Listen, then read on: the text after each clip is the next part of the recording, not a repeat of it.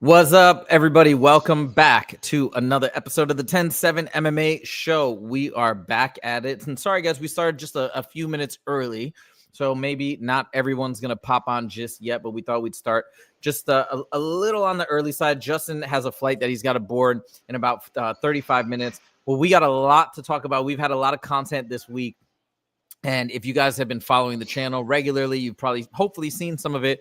We had another video get around 17,000 views, a follow-up on the Anthony Smith, Michael Bisping situation. And I didn't put that down as a potential topic, but that's something that we can definitely talk about or touch upon if anybody has any specific questions about that. It's been very interesting because I feel like this is the first time in the history of the channel where we put something out and it's made an impact in the community. Actually, it's probably this and the Armin video, because if you think about it, the Armin video, Jesse played it, it got a lot of buzz. Now, but we didn't see response videos per se to it, but it definitely got out there and got people talking about it. And then in this one, I almost feel like there was such a buzz that created around it. Anthony actually eventually responded, whether it was our video or just he felt the need to respond after Michael Bisping made a statement. I don't know, but it's just kind of fun for us as loving the community and loving this whole sport. So anyways, Justin, before we jump into the show, do you have any updates for your upcoming fight, or where are you headed to right now, by the way? We're in Dallas right now. I'm here with John Morgan. We're doing NCAA Division I wrestling. Yeah, so we're going to Little Rock, Arkansas. We have the Little Rock Trojans taking on the Oklahoma State. Oklahoma's ranked third in the nation, or second in the nation. And then the Trojans are 15th or 17th, 16th. So we have a huge dual meet coming up tomorrow in Arkansas. Like I said, I'm here with the legend John Morgan. We're here to talk about wrestling and have a good time, man. That's you can see we're at the airport drinking a couple beers and we're enjoying life right now. Right on. And Justin, just to reiterate, your fight is 1 month away. Yeah. Right. So 1 month away, man. Yeah. I'm excited about it. I've been training. I'll be honest, like my training hasn't been, it's not the best training camp I've had. It's not the worst training camp I've had. Fortunately, I don't have any injuries. But the output right now, it's just different, man, because when you're getting ready for an MMA fight, you're focused on wrestling, you're focused on grappling, you're focused on your kicking, you're focused on your boxing. Right now, I only need to focus on boxing and being in shape and making sure I make weight. So it's been a really great change of pace for me in the training regimen. I don't feel as sore typically after training because, again, my training consists of hitting the bag, hitting mitts, sparring, and road work for the most part, and the grappling grind. And I am grappling still, but just not to the intensity that I would if I was getting ready for an MMA fight, because, again, at the end of the day, we're not going to be throwing up submissions. And just to let people know, if you guys are on and you don't know Justin's fight, Justin has a bare knuckle fight. He's taking literally 4 weeks from today to the day, March 7th. That's going to be in Missoula, Montana. And are you making the trip? Are you making the trip? Of course. Yeah. I already got my tickets. Yeah. I'm ready. Nice. I'm ready to go. I'm ready to go. So I will be commentating for Justin's fight. He's going to be the main event for this Missoula, Montana Fusion Fight League event. So you guys got to check that out. Ayadi is on. He's the co-main. What? He's coming back already? Okay. He's coming back. He's going to be the co-main. I really like him. I've grown really fond of him. So that's cool. So Ayadi, if you guys don't know, he used to train at Extreme Couture. He's actually trained at MMA Masters alongside Colby Covington. He's trained alongside John Jones, and now he's got another gym in Vegas where he trains out of. We saw him fight in Fusion Fight League a few weeks ago. He's a tremendous fighter. He had round 2 win. I think he won in round 2. So that was wild. Oh, the one who vapes says good luck. Justin, to you, wish you the best. And just once again, the one who vapes is the one who gave us those very generous donations last time. Thank you again so much for that. And we really appreciate that. Yeah. And Justin, last thing before we kind of get into the topics today, you were telling me, because this is a bare knuckle fight, right?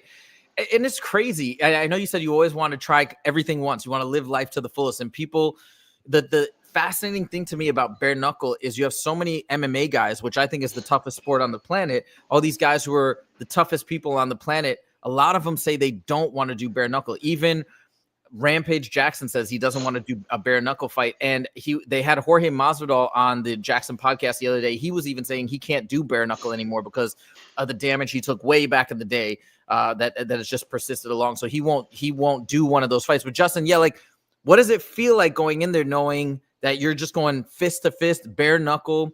And I know there's a chance your hands could potentially be damaged or break, and you're all okay. Like, what is that feeling right now? Right now I'm just trying to prepare for the things that I can control. I can control my weight. I can control my cardio. I'm conditioning my hands every single day. The old school rice bucket trick. Strengthening my forearms, strengthening my wrist. I'm not worried about what could happen. I'm worried about what I can control in the process.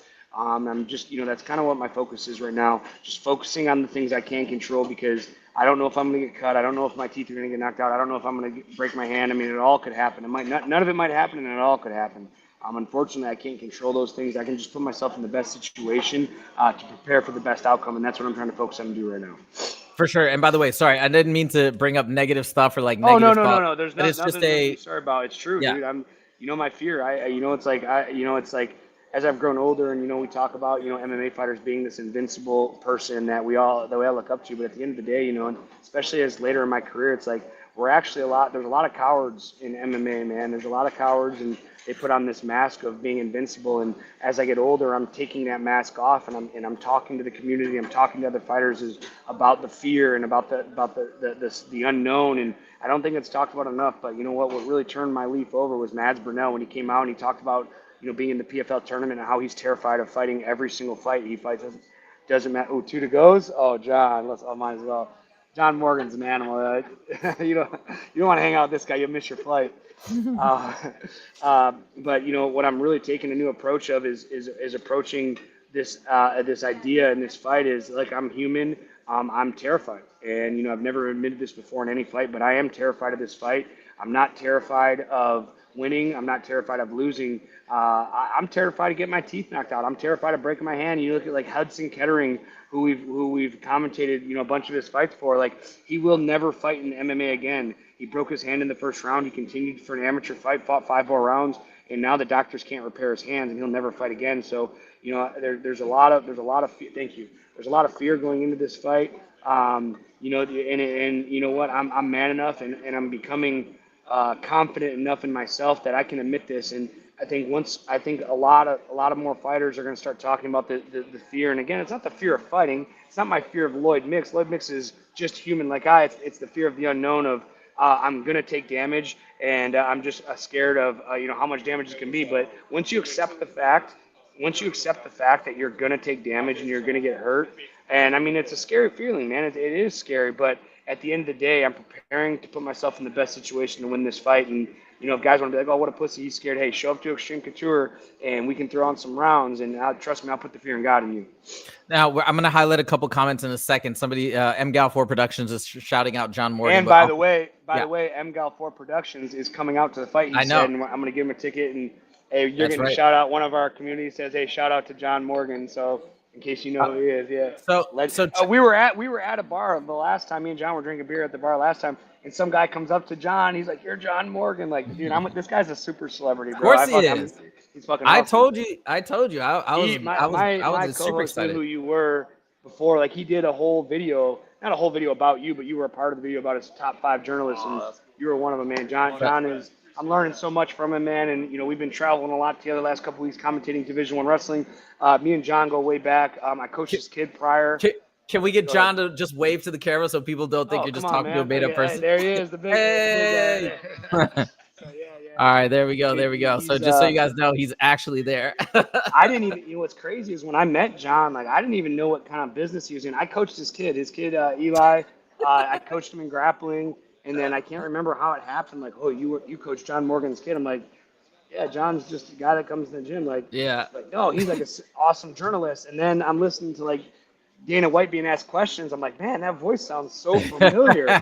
And John and Dana are I assume you guys are relatively close. Yeah, like he's been commentating on him for fucking probably 20 years now. So I'm sitting here drinking beer with the best, learning from the best, and that's the biggest thing, man. He's one of the best commentators in the game. He's one of the best journalists in the game. I get to sit here in his back pocket and listen to everything he has to say, and I'm learning a lot every day we're here. So one thing, a couple of things I want to say. So first of all, you mentioned going in there and talking about being afraid and accepting that, being okay with that, and hoping that maybe more fighters talk about that. This is one thing that one of your favorite fighters, GSP, has talked about, that he openly talked about, that he was always afraid and he was terrified getting in there. He hated fighting. But I do think in a lot of ways, it's about channeling. Of course, I'm not a fighter, so I'm just talking from my personal experience, but I imagine it's about channeling that energy in the right way and turning it into a positive. But a thing I want to mention too is this is, again, going back to the reason why I'm such a fan of the sport and why I wish more people would watch the sport, because of the inspiration value. You watch people go in and deal with the fear of the unknown, as Justin said. That's a fear that we all have all the time. What's going to happen with AI? What's going to happen with my business? What's going to happen with my personal life? These are all things that we have to deal with. But you watch fighters deal with possibly the most acute, terrifying type of fear, specifically physical health, going into a fight, getting your teeth knocked out, etc., and managing that stress and managing that fear and plotting forward regardless. That's the part that's inspirational that we can all learn from. And again, just to reiterate, this is why this sport is so important, I think, for everybody to be a fan of and to watch and maybe even train a little bit. All right, we're going to go to a couple comments real quick. So again, MGL4 Productions says, John Morgan is a wild boy. MGL4 Productions also said, Justin said Kevin Lee is a bad training partner. I believe it. Yes, somebody said in the comments, they're like, I need more verification. Dude, Justin has never lied once ever on any of the things that he said that happens in the gym. I mean, you can get more points of verification. I just don't know where that came from. What were you going to say? Whoever said they don't believe, I don't really care what you don't believe. Like, you're not an MMA fighter. Like, I'm a professional MMA fighter, and I fought at the highest level. Kevin and I both come from the regional scene. We actually were scheduled to fight each other for TWC. He beat Eric Moon. He subbed him in guillotine. I challenged Kevin. It didn't go through because he got called to the UFC, and I'm glad it didn't go through because he probably would have whooped my ass. Maybe earlier in my career I could have caught him, but now, like, I'm 35 years old, neck surgery, hand surgery, nose surgery. Like, I'm just not the same anymore, man. And I'm humble and confident enough to say that. But Kevin Lee is one of the worst training partners I've ever had in the history. I mean, there's 3 or 4 guys in the gym that I can relate to him, but it's not a personal thing. Like, I like Kevin. Yeah. He's always been really nice to me outside of training. I talk to him, whenever I see him, we shoot the shit. Again, we're both from Michigan, but when it comes to training, Kevin, he has a huge ego, and he likes to knock out his partners. And, no offense to whoever commented, like, oh, I'd like more verification. Like, I am the verification. This is not a hearsay. I'm not MMA guru that's going to tell you guys about training. I'm in there. I'm on the mat. I'm taking the damage. Like, this is not what I heard from somebody. This is what I've experienced time and time again. Again, me and Kevin had the same coach I talked about in the video. If you watch the video of me about Kevin Lee, me and him both were coached under Robert Falls. Me and him were both coached under Eric Nixick for a short period. I'm willing to bet that if I got Eric on the phone, he would agree with me. Kevin Lee is an awful training partner. And I mean, if you don't believe me, that's fine. But that's like asking a doctor, a specialist and a doctor about a field, and you saying, well, you might be a doctor in that field, but you don't know what you're talking about. I am an expert and I am a professional, and Kevin Lee is a terrible training partner. Okay, I'm just going to post this link. If you guys haven't seen the video yet, I'm going to post it in the chat so you guys can check it out. That's the link to the video where Justin talks about this in detail. And we're going to touch on it again later today, but definitely check out the video because I think we pieced together the entire story really well. It's got almost 600 views. It's starting to go up. Like, it's starting to go up on the trajectory. So this could be a big video because nobody else is talking about this. Everybody is coming to Kevin's defense. And maybe in this particular instance, people are coming to Kevin's defense that don't know anything. That don't know anything. It's like me talking about tutoring. Can you imagine you posting a video about tutoring me and saying, well, Hutzefa, like, I know that's what you do for a job, but let me tell you about tutoring. Like, there's no point to it. And not only am I talking about MMA, a sport that I know and I've loved for the last 20 years, I'm talking about a specific person that I have a personal relationship with, that I've personally trained with for 10 years, that, 5-8 years ago, that I don't know, I will say 8 years ago, whenever right before Paulus died, that I said that I would never train with Kevin again because he's a terrible training partner. He's hit me with flying knees. He's hurt me more than almost anybody in the gym. And it's not just me. Like, hey, I talked to Dennis Davis last night. We can have Dennis Davis on the show, head coach at Extreme Couture next to Eric Nixick. Him and Eric, I mean, Dennis was the head coach. Eric kind of like swooped in and, got a little more clout than Dennis. But regardless, Dennis Davis, the Piranha, is the head coach at Extreme Couture, and he is the one that told me to come out and talk about my experience with Kevin, because not only does he know Kevin, he was cornering me against the rounds with Kevin. You know what I mean? So right. You want more verification. Dennis Davis is the head coach that told me to make this video to expose Kevin, and because he's seen it happen through the years. And Kevin, like I said, he's a great guy. He's really nice. I like Kevin a lot, and if he thinks I'm throwing shade at him, like, I'm sorry, man. Like, some guys, and dude, there's a bunch of guys in the gym. The only reason it's not, Kevin's not the only one, man. Like, there's a guy that just got signed to the UFC. His name's Mateus, and dude, he's the nicest guy in the gym. But I won't train with him. You know, if Right. he's a great guy. But And I'm let not me gonna say train. this, you don't have to justify it, guys. Like I just brought that up. Like, dude, if people want, I'm saying, if you want to, if some guy was questioning, he's like, I need more verification. You don't need to justify it, dude. Justin trains at Extreme Couture with all the best guys in the world. He's been there for forever. So he's had 78 fights. I was just saying, by the way, the one who vapes, throw this out there. Hey, Justin, you seem like a great coach. Would love to learn from you someday. So I'm actually going to go see Justin next week. We're going to figure out the exact structure and method for like posting his training video. So we're going to have that in the members category. And then also, Justin is a great coach. This I feel qualified to talk about because I work in education. I have a tutoring company that I've had for 12 years. And that's what I feel like I'm an expert at. I'm an expert at, well, obviously teaching Can I mathematics. time out just for 1 second? I want Yeah. you to finish your thought, but I want Yeah. him to. I want to get to saying his comment before you finish your thought. Yeah. The one who vapes. Here's the thing about the 10-7 compared to every other channel in the world, including MMA Guru and MMA Joey. Here's the thing. I have an open door policy. You found me through YouTube. If you come to Extreme Couture and MGL4 Productions is actually coming to my next fight, a guy that I don't even know what his name is, but he's coming to my fight March 7th. He's watching right now, so MGL4 Productions. Like, we have an open door policy. The one who vapes. You and your family come to Vegas. You and your family come to Extreme Couture. I'll give you a personal tour of the gym. We can do a training session. And my rate is really it's relatively. I mean, Jose, if you tell them like my rate's reasonable, and even if you don't want to train, you just want to come in and see the gym and meet the guys. Come in, be like, hey, I'm the one who vapes. I'm the one that talks to you on your YouTube channel. It's an open door policy. I'd love to show you around the gym, and even when we get up to 100,000 subscribers, which I think will be, I mean. Dude, I mean, right now our channel is Sky's the growing limit. so fast. We've gained 600 subscribers in the last 3 weeks. That's insane. We've literally in the last 3 weeks have doubled our subscriber count. So even when we get 10,000, 100,000, a million, like I'm always going to have an open door policy for with the people that support us and follow us. And if you come into the gym and you want to make a time that you come in and you want to do a 30-minute segment where you can come into the gym, check it out, meet the fighters, I'd be more than happy to repay our community, especially with the guys that are consistently watching our show, to give you that. So again, you and your family want to make a trip out to Extreme Couture, I'd be happy to show you around the gym.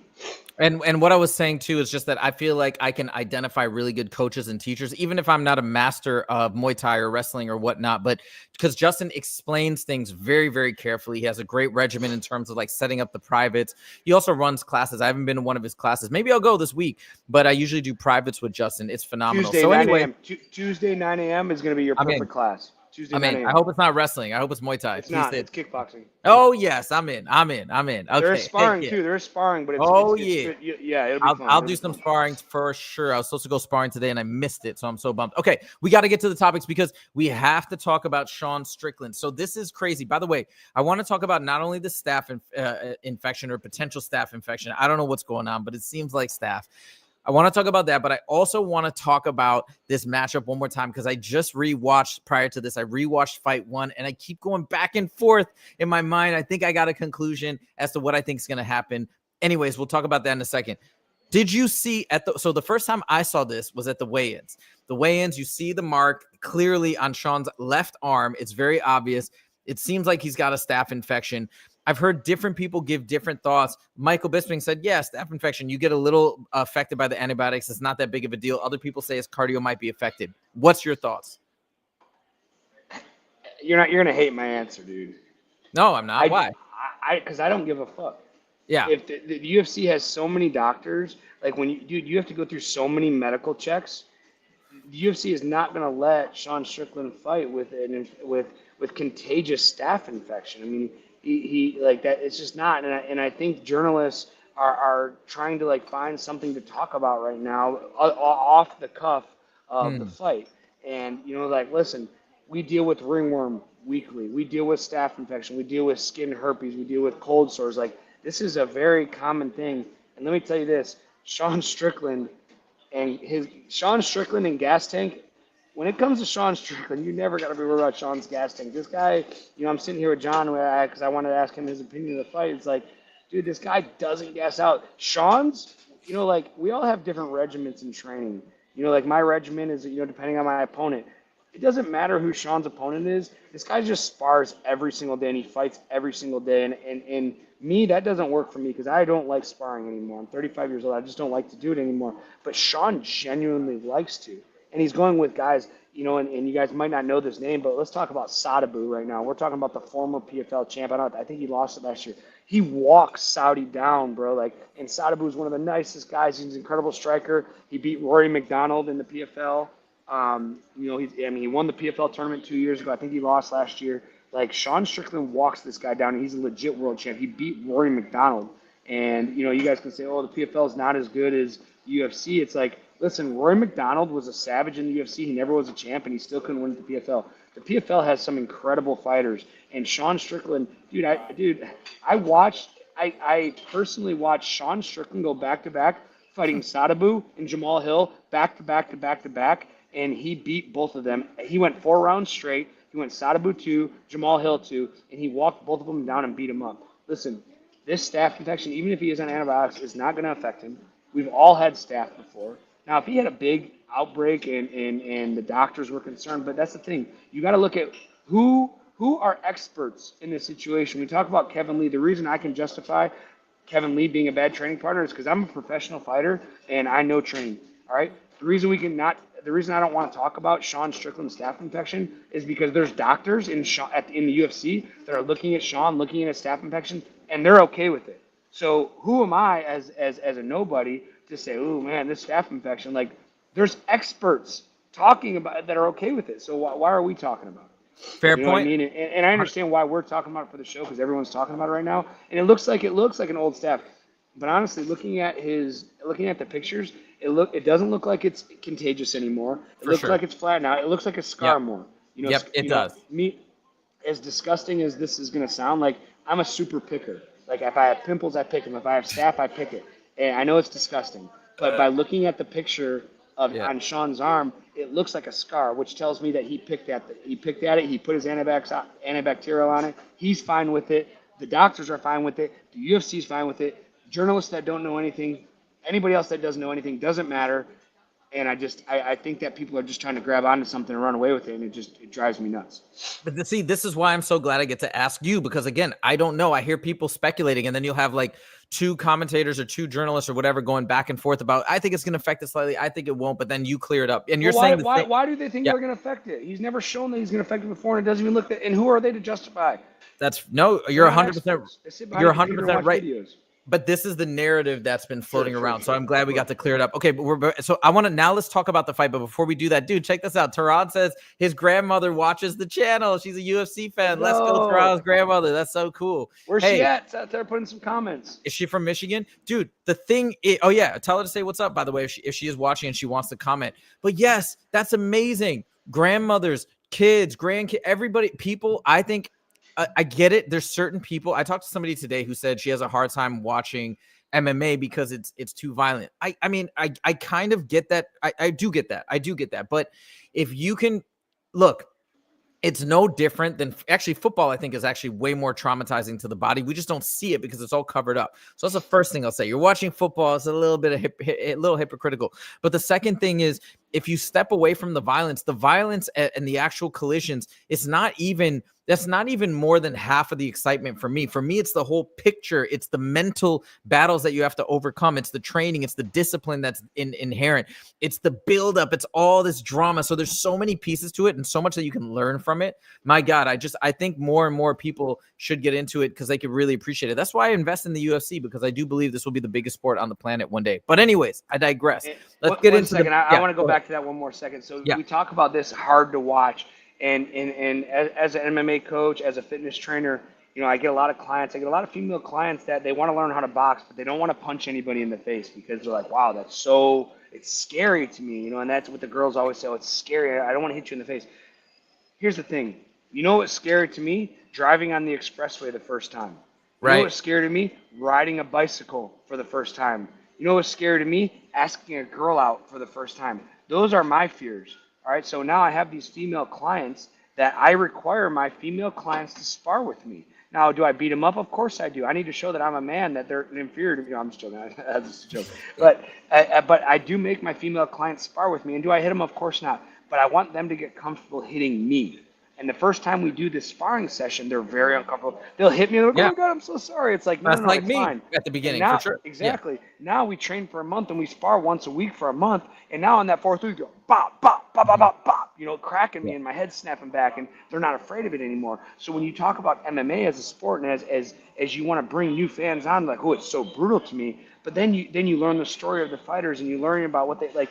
I don't care how much damage I take in a fight. Like I don't get like I signed up for this. Like you know what I mean? And I think the more you watch the sport and the more you get comfortable with the damage being played, the more comfortable you are. It's just again, like my son right now, he's learning how to drive. He's 16 years old. He's moving out to Vegas. Like he's terrified to drive on the expressway, just like I was, and I think maybe you were and everybody else is. Yeah, But for sure. but now we're going 90 miles an hour, 100 miles an hour down the expressway, weaving out of bobbing weaving through traffic. It's you have to cross that cusp of comfortability. And when you're watching a sport like MMA, yeah, sure, the first couple times could be a little like wow, especially if you see somebody get really fucked up, like messed up, like that might be devastating to you. But if you watch somebody get knocked out the first time, you're like, oh my god. Then you see it again and again. You get cold. I say you get cold towards it. You get almost accustomed to it. That then you get to see the backstory of all these fighters, and it's just one of the greatest sports in the world for that reason.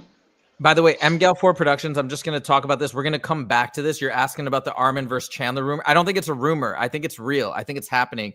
This fight is happening. I believe. Hold on. I could be wrong, but MMA Guru did a whole video on it. Do you know of anything about Armin versus Chandler? John Is that Morgan. legit? Danny Rubenstein came out and said like those conversations that didn't happen, and the people that were saying it was live.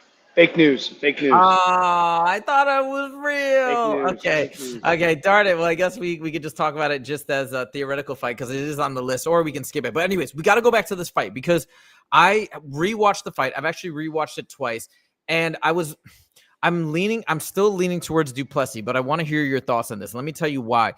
If I rewatch the fight, especially in the first round, but also parts of the second, you see that Sean Strickland, I think, has a speed advantage and an accuracy advantage with his striking. But as the fight goes on, the place where I get concerned for Sean is I feel like the diversity of attacks that Du Plessis had was way broader. For example, he's throwing a lot of these really great roundhouse kicks to the head and to the body with a lot of power and a lot of torque.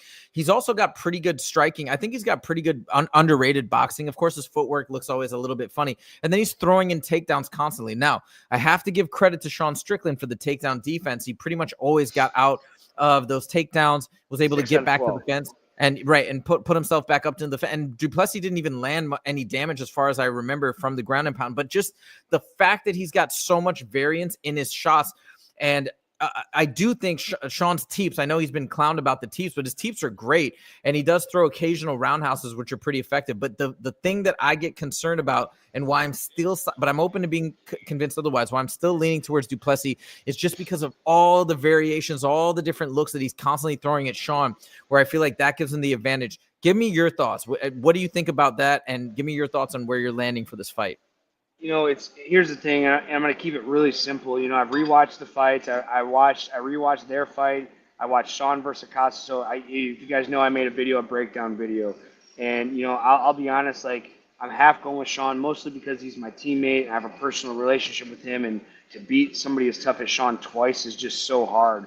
Take skill, or take everything out of it. Just to beat a tough fighter and win a fight that after you want to split decision twice in a row, it's really, really hard to do in athletics.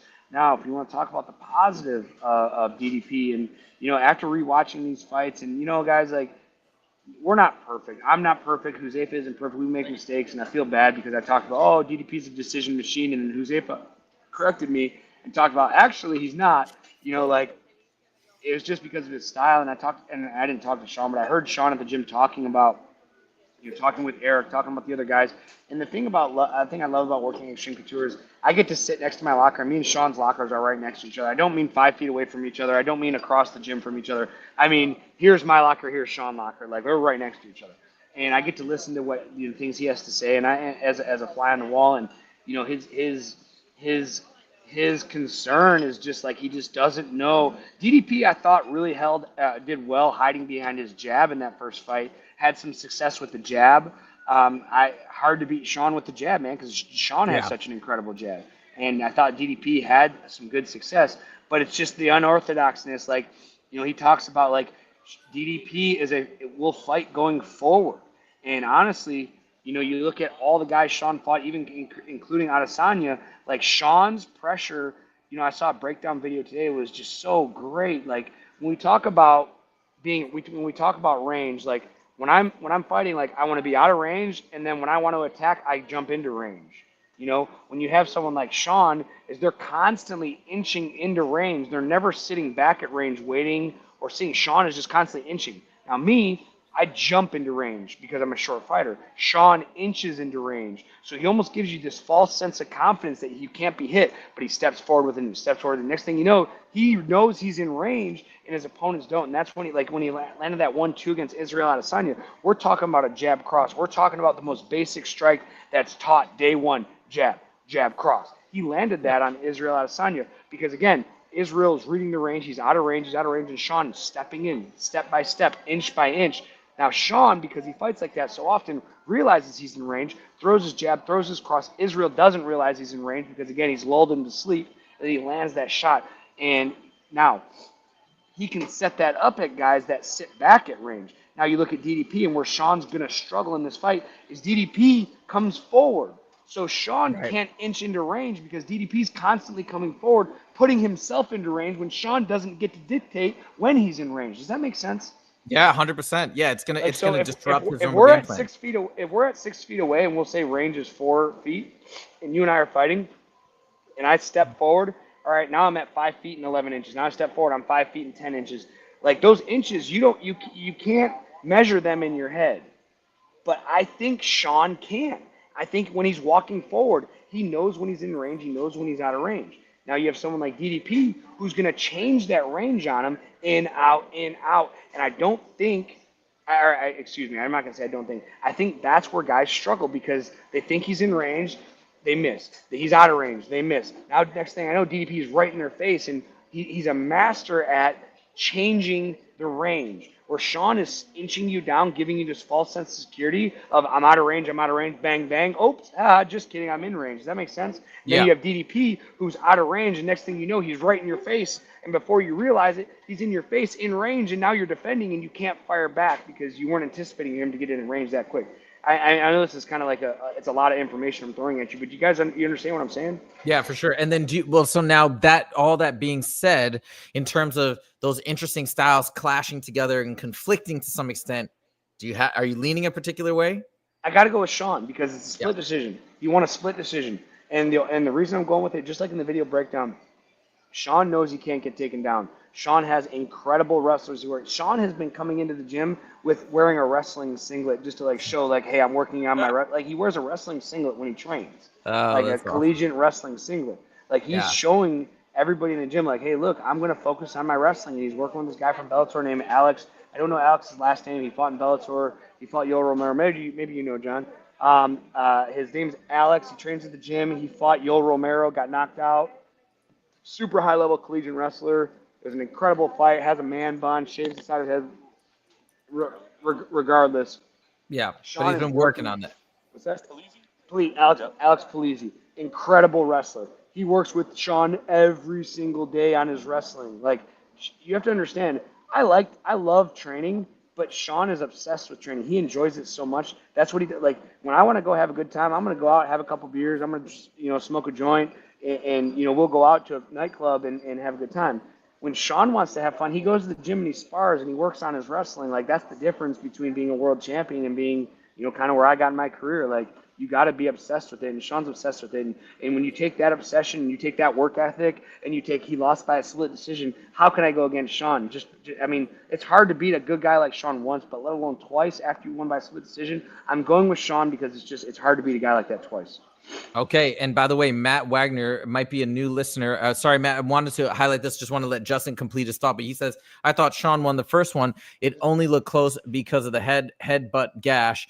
So there you go. Siding, I believe it sounds like with Justin. So we shall see. I can't wait for this fight. I'm freaking out about this fight, even though the rest of the card may not be the I'm gonna be in flight. I'm gonna miss it. Oh my God! For the show. Wait. Yeah. Okay. Put our seats next to each other, and I can put it up. Let's go. See, that's you got to train with John or fly with John Morgan. We're sitting next to each other, so we're gonna be watching the show.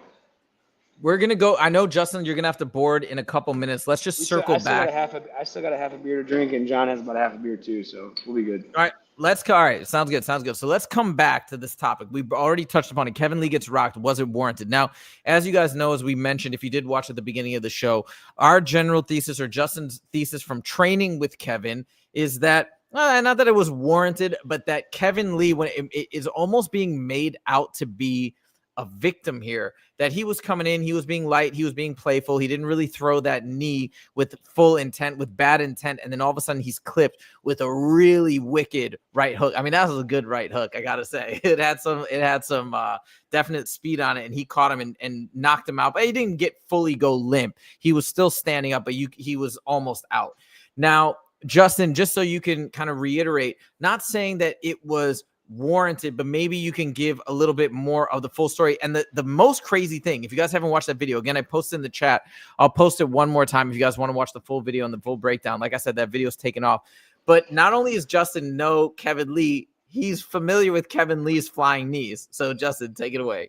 So I've trained with Kevin a bunch, being both coached by Robert Follis. Like, Kevin Lee is not a good training partner. Whether it was, okay, how about this? Let's say that Kevin was going light, which I'll never think there's nobody that'll ever convince me in the world that Kevin Lee goes light when he spars. And when he talks about, I was being remorseful and I was being easy, that I'll never buy that. But let's say it's true. Karma sucks, man. That's the way it is. Kevin Lee has knocked out so many training partners at Extreme Couture. He's knocked me out. He's injured me multiple times. He's injured me enough to I've gotten to a point to where when he was at Coutures that I said I will not train with this guy, whether we're wrestling, whether we're grappling, whether we're sparring. He's just not a good. He doesn't care. All right, he doesn't care. He's an egomaniac when it comes to sparring. Like, when I've gotten the better of him, he's fucked me up. Dude, I'm not saying I'm better than Kevin Lee, and like I said in my video, Kevin Lee would beat my ass in a fight. But regardless of winning a fight, I can get the better of anybody in a round. I can beat anybody in a round. I've subbed Gray Maynard before multiple times, and I'm not gonna Gray's a better fighter than me. He fought for the World UFC Championship and Frank Yeager 3 times. I'm not comparing myself to him as a fighter. He's a better fighter than me. But every now and then you will get the better of guys, and I was getting the better of Kevin. He fucked me up, and he asked me to come in and just wrestle with him, and he threw a flying knee, knocked me out in 15 seconds in the first round. It's the very first shot I take. Dennis Davis.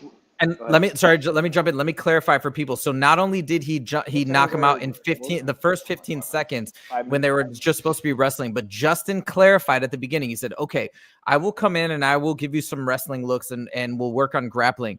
But he asked him specifically, Kevin, let's not have any knees. Kevin said yes. And then within 15 seconds of the round starting, he throws a flying knee like you see in that video. He throws a flying knee, it catches you in the face and knocks you unconscious. I looked up at him and I said, I looked right up at him, and I'm going to give you a paraphrase. And I said, I'm never trained. I don't know if I said it to him or if I said it to Robert Follis, but I was done, obviously. And I said, I'm good. I'm done. No, you know what? I remember he hit it. I fell down, and Kevin's like, oh my God, I'm so sorry. It was just reaction. I'm so sorry. I didn't mean to throw the knee. It's like, Kevin, we just had a conversation 5 minutes ago that you're not going to throw a knee. You asked me, you came up to me at my locker, like, hey, Justin, I'm fighting a wrestler. I need a wrestling look. I was like, all right, cool. The 15 seconds into the first round, and I talked to Dennis Davis about this last night that he will vouch. Head coach at Extreme Couture, Dennis Davis, was in my corner. He saw the whole thing happen. It was Bush League. Hey, Kevin, man, that sucks that you got knocked out. But I tell you what, karma's a bitch, man. You deserve it more than anybody. All right, so there you go. That's the story. Again, I posted the video where Justin breaks it down completely. You can hear his take. By the way, Hardcore Casual MMA fan, or MMA, I like that name. Recently came across your channel. Great content. Thank you so much for joining. Yeah, absolutely. And Ty Bet also says, was a simple misunderstanding with Justin and Kevin Lee, you're saying? I don't think it was a simple misunderstanding. I think it was pretty clear, I think. If it happens one time, that's a misunderstanding. But when it's constantly happening, and you know what? Robert Follis said the first time that, hey, we're not even talking about the flying knee that hit me in. He injured me before in training. And I remember I'm sitting there holding my ribs. I popped my floater rib out as a cartilage injury. And Robert Follis pulled him off me.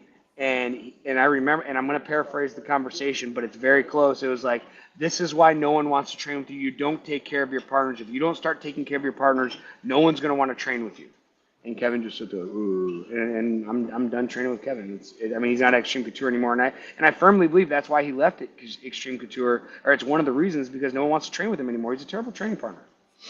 There you go. Real quick, Tehran always with the inside scoop. Again, I didn't hear about this. You can maybe ask John Morgan. He said, "What do you guys think about Brian Ortega fighting Gamrot? Apparently in the works." Ortega I love fighting it. Gamrot?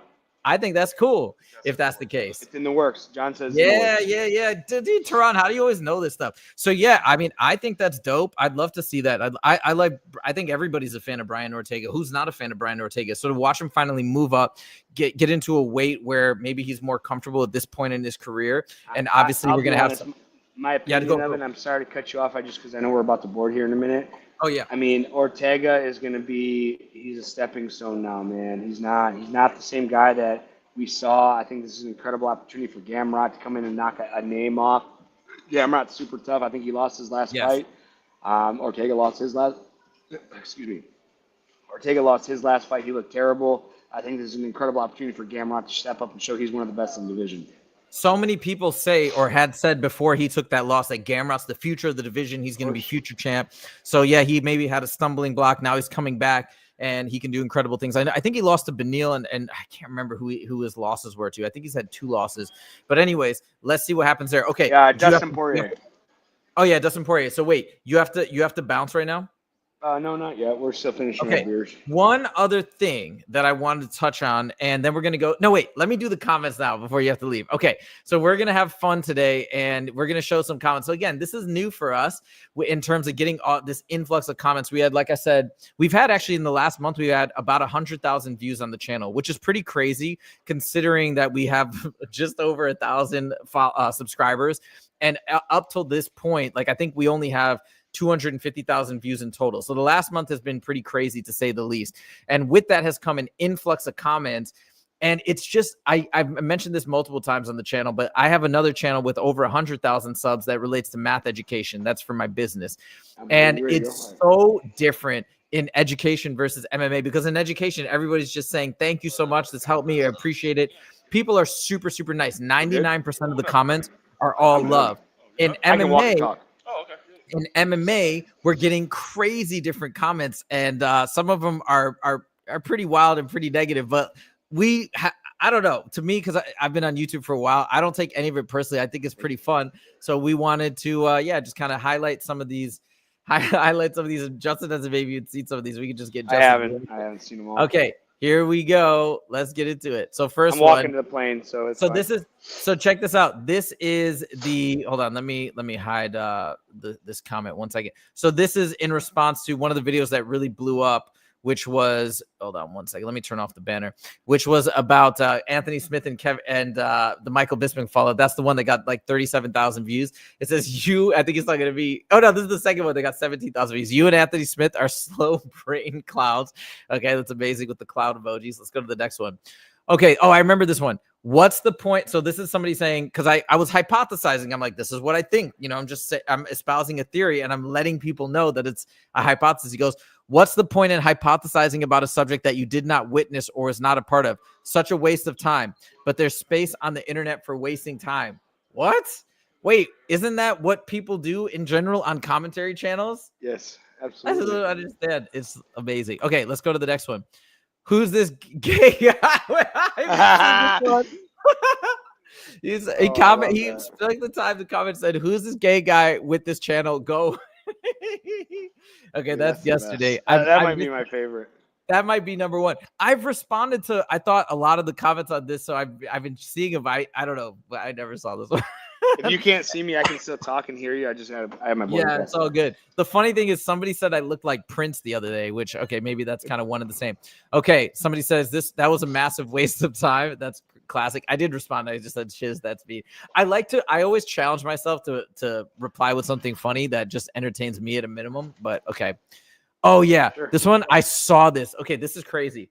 I did respond to this. I didn't even read the full thing. He goes, but seriously, you don't think you're looking too deep into it. I understand you have a channel to get views. You have to do and say a lot of things, but honestly, you don't know what's really going on with him. Again, I know I don't know what's really going on with him. It was from the behavior, and this was my thesis that, hey, he needs help, and that everybody's laughing at him and just being like, oh my God, Connor's just off the rails, blah, blah, blah. I'm like, this is not just a walking punchline. This is serious. Like, if you actually knew this guy, his family's probably freaking out, wondering if he's going to go off the deep end and actually pass away, So that's what the video was about. Anyways, he goes, putting up posts like Connor needs help is basically clickbait. What?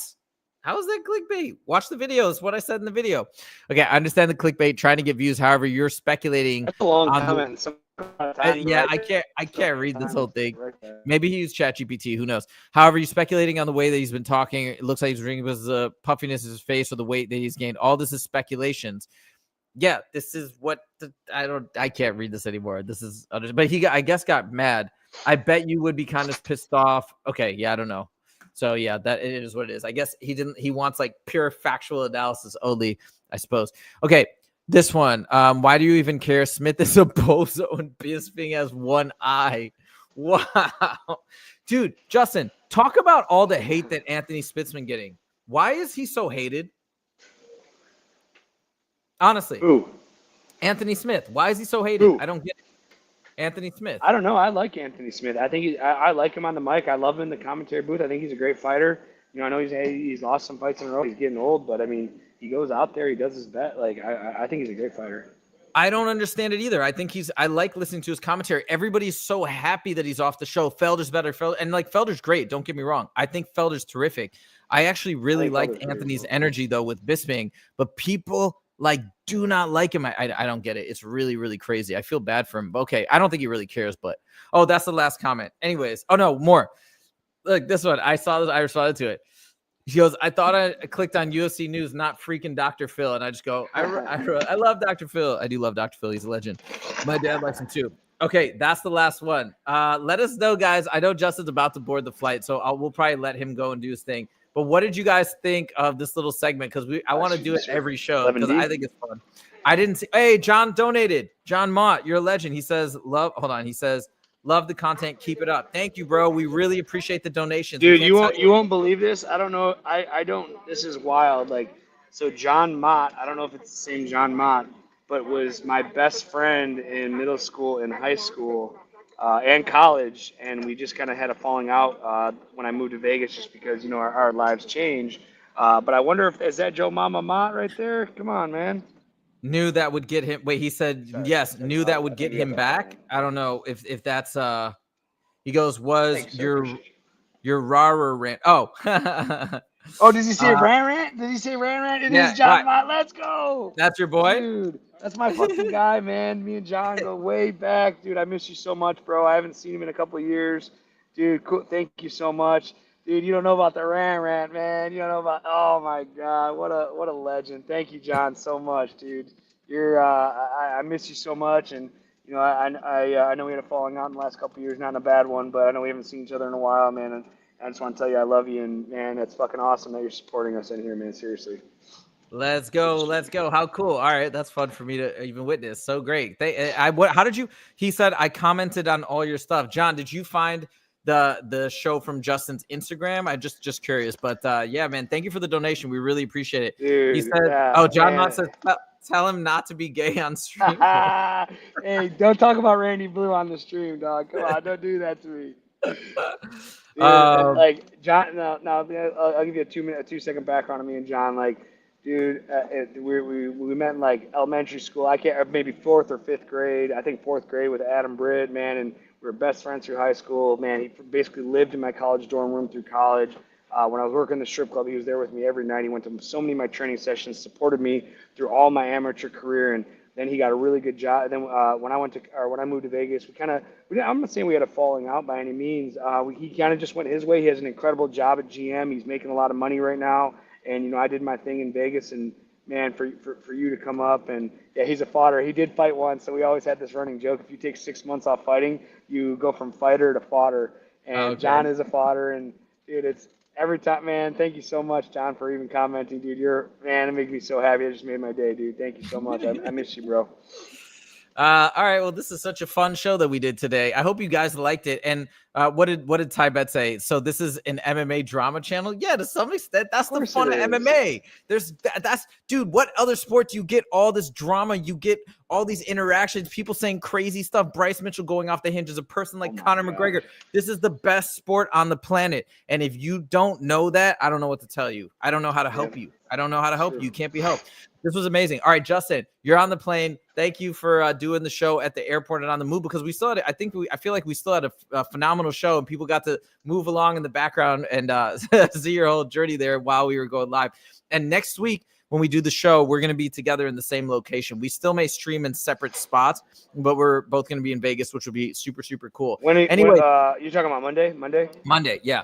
Thank you guys so much for joining. Like I said, we are on fire right now. I don't just mean the channel growing, but in terms of our ideas for more content, for building the channel. This is a dream that we have been working on for the last 2 years. And now it's actually turning into something where we've got people coming consistently listening to us, and we're just having more and more fun. And I feel like we're getting better at reaching out and learning about the sport and giving useful, valuable insights and comments. And also now we're going to have Justin doing more fight predictions with his immense knowledge that nobody else can ever replicate, because he's been in there for, as we mentioned, 78 fights, about to be 79 with this next bare knuckle match. So we're trying to up our game and just have more and more fun along with you guys. So thank you for the views. Thank you, John Mott, for the donation. We really appreciate it. Thank you, everybody. You made my day, man. You made my fucking day, dude. I tell you that.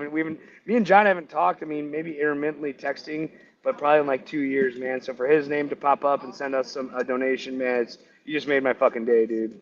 I'm going to text you once we're done. Legend. All right. Thank you, everybody, for joining. We appreciate it. We'll be back same time, Monday, 1:30 p.m. PST. And also, shout out to John Morgan for making a quick appearance. That's it, guys. That's the show. Let us know what you think in the comments if you enjoyed it. Celine says, have a good flight, Justin. An amazing weekend, everybody. Absolutely. Same to everybody else. And we will see you in the next episode. Take it easy.